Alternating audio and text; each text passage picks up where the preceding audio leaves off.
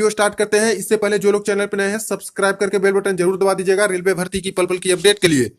तो फ्रेंड्स, अगर सबसे पहले हम लोग बात करें पेपर की डिफिकल्टी लेवल की, तो देखिए फर्स्ट शिफ्ट का जो पेपर आया है फ्रेंड्स, वो इजी टू मॉडरेट आपके पेपर आए हैं। मैक्सिमम लोगों से जिससे मैंने बात की है वहां पे उनके जो अटेम्प्ट हैं 75 टू लेके 85 के आसपास इसी तरह से उन्होंने स्कोर किया है। ज्यादातर कैंडिडेट ने 75 से लेके 85 तक पेपर अटेम्प्ट किया है। अगर क्वेश्चन की बात करें फ्रेंड्स, तो क्वेश्चन तो इजी टू मॉडरेट ही आ रहे हैं, लेकिन जो रीजनिंग का पोर्शन है वहां पे कुछ कैंडिडेट बोल रहे हैं कि रीजनिंग के पोर्शन में थोड़ा डिफिकल्ट टाइप का क्वेश्चन पूछा गया था। खास करके सीटिंग अरेंजमेंट वाले जो क्वेश्चन थे वहां पे फ्रेंड्स काफी समय कैंडिडेट को लगे हैं। एनोलॉजी सिमिलरिटी वाले जो क्वेश्चन है वहां पे भी कुछ समय एक्स्ट्रा लगे हैं। तो रीजनिंग का थोड़ा दोस्तों मॉडरेट टू टफ कह सकते हो पेपर, बाकी सभी कुछ इजी थे। जीके जीएस करंट अफेयर सारा कुछ दोस्तों इजी ही करंट अफेयर सब पूछे गए हैं। तो आइए एक एक करके सारे क्वेश्चन को देखते हैं। तो फ्रेंड्स, आज के फर्स्ट शिफ्ट में एक प्रश्न पूछा गया था बुक एंड ऑथर से रिलेटेड, और यह एक हिस्ट्री का पुराना बुक है जिसके बारे में पूछ लिया गया था। देखिए बुक का नाम है राज तरंगिणी। राज तरंगिणी बुक के लेखक कौन है? तो फ्रेंड्स, इसका आंसर हो जाएगा कल्हण, जो कि कश्मीर के इतिहास के बारे में बताता है बुक। तो यहां से आपका प्रश्न एक पूछा गया जो कि सिंपल था। इसके बाद नेक्स्ट देखिए, जो कि एक करंट अफेयर से रिलेटेड क्वेश्चन पूछा गया, और वो भी दोस्तों योजना से रिलेटेड प्रश्न है। सुकन्या समृद्धि योजना किससे रिलेटेड है? तो दोस्तों बालिकाओं के उत्थान से रिलेटेड है सुकन्या समृद्धि योजना। तो ये भी क्वेश्चन आपके डायरेक्ट पूछे गए हैं।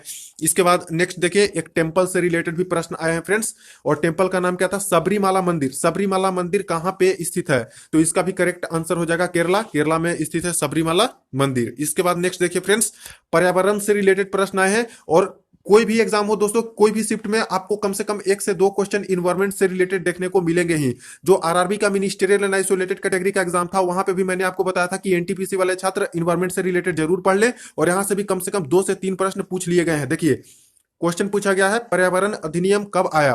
तो पर्यावरण अधिनियम 1986 को लागू किया गया था, ये भी एक क्वेश्चन पूछा गया। इसके बाद फिफ्थ क्वेश्चन देखिए फ्रेंड्स, जो कि मॉम यानी मंगल मिशन के बारे में पूछा गया कि कब लॉन्च किया गया था? तो 2014 ईस्वी में लॉन्च किया गया था मंगल मिशन को।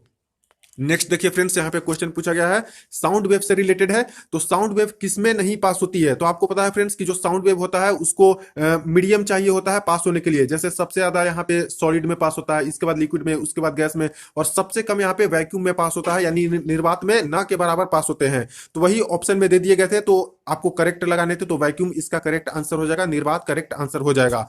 इसके बाद नेक्स्ट बात करें फ्रेंड्स, तो 7 नंबर क्वेश्चन देखिए। क्वेश्चन पूछा गया भारत के सबसे युवा राष्ट्रपति यानी कि यंगेस्ट प्रेसिडेंट ऑफ इंडिया कौन थे? तो देखिए इसका करेक्ट आंसर हो जाएगा नीलम संजीव रेड्डी। आप लोग इसको एक बार गूगल में भी सर्च कर लीजिएगा या फिर कंफर्म हो लीजिएगा, कमेंट सेक्शन में बता दीजिएगा।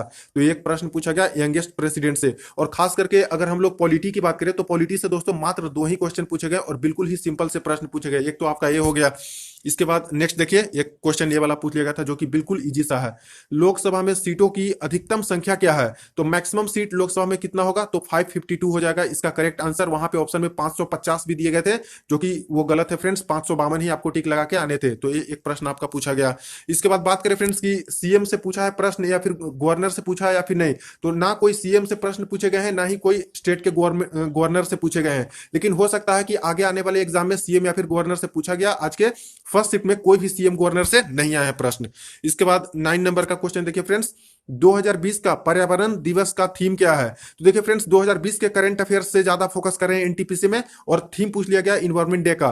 तो 5 जून को इन्वायरमेंट डे होता है, और इसका जो थीम था इस बार का वो था बायोडाइवर्सिटी यानी कि जैव विविधता, इसका हो जाएगा थीम।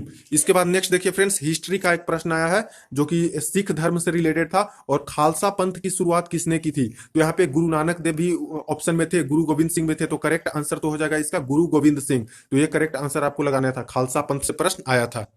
इसके बाद नेक्स्ट प्रश्न देखिए फ्रेंड्स, जो कि यहाँ पे फिजिक्स से रिलेटेड क्वेश्चन थे, और फिजिक्स से मात्र एक ही प्रश्न पूछे गए थे, जो कि बिल्कुल इजी सा प्रश्न था, और ये मिनिस्ट्रियल एंड आइसोलेटेड कैटेगरी में भी पूछा गया था। सेम टू सेम क्वेश्चन दोस्तों यहाँ पे भी रिपीट कर दिए गए हैं। देखिए पृथ्वी पे अर्थ पे पूछा गया है कि कोई वस्तु का जो मास है वो 60 केजी है, तो मून पे इसका मास क्या हो जाएगा? तो देखिए फ्रेंड्स, यहाँ पे वेट तो पूछा नहीं गया है, वजन पूछा नहीं गया, मास दिया गया है द्रव्यमान। तो द्रव्यमान इंडिपेंडेंट होता है, कहीं पे भी आप लोग लेके चले जाओ, किसी भी प्लेनेट पे या फिर किसी भी सैटेलाइट पे, सेम टू सेम ही इसका वजन होगा, यानी कि मास सेम टू सेम होगा।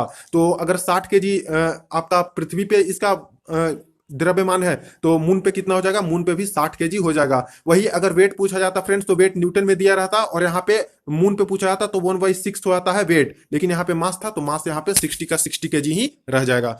इसके बाद देखिए एक मिसाइल से प्रश्न था, और जनरली साइंस से रिलेटेड प्रश्न आता ही है, रॉकेट से, मिसाइल से, ये सबसे प्रश्न आते हैं। तो पिनाका मिसाइल के बारे में पूछा गया था कि पिनाका मिसाइल किससे रिलेटेड है। तो दोस्तों ये रॉकेट लॉन्चर एक है जो कि डीआरडीओ की तरफ से बनाए गए हैं। तो एक प्रश्न आपका आया था फ्रेंड्स। इसके बाद नेक्स्ट देखिए एक प्रश्न आपका आया था स्टेट से रिलेटेड कि नॉर्थ ईस्ट जो 7 सिस्टर बोलते हैं हम लोग, 7 स्टेट वहां पे हैं, तो नॉर्थ ईस्ट में कौन सा स्टेट है जो कि नहीं आता है, इसका पार्ट नहीं है। तो दोस्तों सिक्किम है जो कि नॉर्थ ईस्ट का पार्ट नहीं है, तो ये एक करेक्ट आंसर हो जाएगा। इसके बाद देखिए फ्रेंड्स एक बायोलॉजी से प्रश्न था, और बायोलॉजी से इस प्रकार के प्रश्न दिए गए थे कि दिया हुआ जीव किस वर्ग के अंतर्गत आता है, यानी उसमें 4 ऑप्शन आपको दिए गए थे, लाइकेन था, बैक्टीरिया था, एनिमलिया, ये सब करके दिया हुआ था। तो यहाँ पे करेक्ट आंसर चूज करने थे, तो एक कैंडिडेट द्वारा लाइकेन से इस तरह से भेजे गए हैं, और एक कैंडिडेट ने एक क्वेश्चन पूछा है, तो सेम टू सेम यही क्वेश्चन आपका पूछा गया फ्रेंड्स बायो से। इसके बाद देखिए फ्रेंड्स कंप्यूटर से 2 क्वेश्चन आपके पूछे गए हैं, एमआई कैटेगरी में भी 2 से 3 क्वेश्चन पूछे गए थे, तो कंप्यूटर का भी बेसिक आप लोग देख के जाइएगा। देखिए कंप्यूटर का दिमाग किसे कहते हैं, यानी कि ब्रेन किसे कहते हैं, तो सीपीयू को बोलते हैं कंप्यूटर का दिमाग। तो एक प्रश्न आया था, और एक प्रश्न था दोस्तों जो कि कैंडिडेट द्वारा याद नहीं है तो बताया नहीं गया है। इसके बाद नेक्स्ट बात करें तो देखिए क्वेश्चन पूछा गया था दक्षिण अमेरिका में 2 स्थलरुद्ध देश, यानी कि 2 लैंडलॉक्ड कंट्री जो कि नॉर्थ अमेरिका में है, वो कौन कौन से हैं। तो 2 कंट्री का नाम देखिए वहां पे पेयर में दिए गए थे, और एक पेयर था इस प्रकार से बोलीविया और पराग्वे। तो करेक्ट आंसर यही हो जाएगा बोलीविया और पराग्वे वाले। तो ये देखिए यहाँ पे आपके प्रश्न पूछे गए हैं स्थलरुद्ध देश से भी। इसके बाद नेक्स्ट देखिए फ्रेंड्स एक क्वेश्चन पूछा गया था sericulture term is used for, यानी कि सेरीकल्चर है किसके लिए यूज होता है, तो सिल्क फार्मिंग के लिए यूज होता है, यानी कि रेशम की फार्मिंग के लिए यूज होता है सेरीकल्चर। तो आगे एपी कल्चर, ये सब कुछ आपसे पूछा जा सकता है, वो सारे पीसी कल्चर, पोमी कल्चर, ये सारे कुछ आप लोग देख के जाइएगा फ्रेंड्स, आगे के शिफ्ट में ये सारे प्रश्न आ सकते हैं।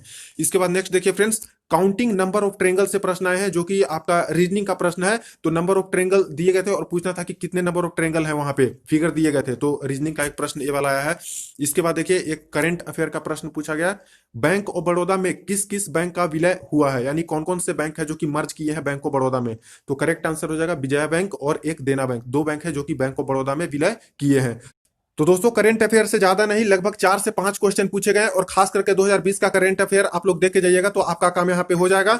वहीं साइंस की बात करें तो साइंस दोस्तों अनएक्सपेक्टेड कम से कम 3 प्रश्न ही साइंस से पूछे गए हैं, जो कि सभी को मिला के चाहे आपका केमिस्ट्री होगा, फिजिक्स हो गया, बायोलॉजी हो गया, 3 से 4 प्रश्न ही साइंस के देखने को मिले हैं। और सबसे ज्यादा जो प्रश्न आए हैं वो आपके पुराने वाले ही प्रश्न है, जो स्टैटिक जीके वाले हो गए, वही सारे प्रश्न पूछे गए हैं। तो दोस्तों इस प्रकार की वेटेज आपकी थी जनरल अवेयरनेस की। अब बात करें हम लोग मैथमेटिक्स की, तो मैथमेटिक्स से देख लीजिए ट्रिगोनोमेट्री से दोस्तों सबसे ज्यादा प्रश्न है, कम से कम 2 से 3 प्रश्न ट्रिगो से पूछा गया है।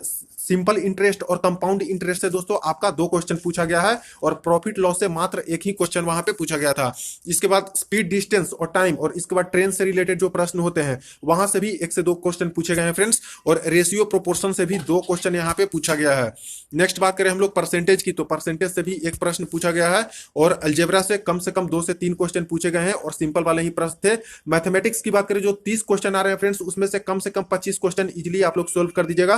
कुछ 5 क्वेश्चन है जो कि थोड़ा टफ क्वेश्चन आ रहे हैं, या फिर कह सकते हो कि टाइम टेकिंग है, तो 30 में से 25 इजीली कैंडिडेट बना के आ सकते हैं, ऐसे प्रश्न आ रहे हैं। इसके बाद मेंसुरेशन से 3 क्वेश्चन आए हैं फ्रेंड्स, और जो कि वर्ग वाला दिया गया था। इसके बाद देखा जाए तो आपका वॉल्यूम निकालना था, तो वॉल्यूम वाला भी प्रश्न आया है मेंसुरेशन से। तो ये कुछ वेटेज थे जो कि मैथमेटिक्स के थे। अभी बात कर ले हम लोग रीजनिंग की, सबसे ज्यादा रीजनिंग कहां से पूछा जा रहा है, तो देखिए एनोलॉजी एंड सिमिलरिटी से 2 से 3 क्वेश्चन पूछे गए हैं, और दोनों ही मॉडरेट प्रश्न थे। इसके बाद सीटिंग अरेंजमेंट का 2 क्वेश्चन पूछ लिया गया है फ्रेंड्स।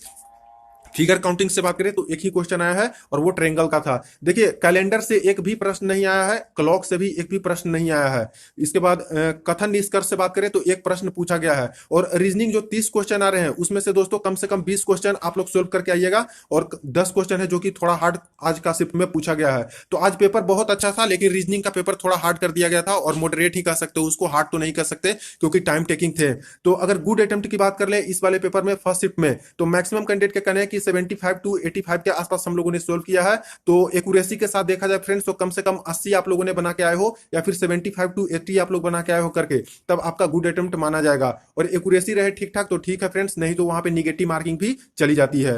तो फ्रेंड्स बने रहिए हमारे साथ सेकंड शिफ्ट की एनालिसिस के लिए। वीडियो को ज्यादा से ज्यादा शेयर कर दीजिएगा, कोई क्वेरी हो कमेंट सेक्शन में पूछ सकते हो, और चैनल को जरूर आप लोग सब्सक्राइब कर लीजिएगा पल पल की अपडेट के लिए।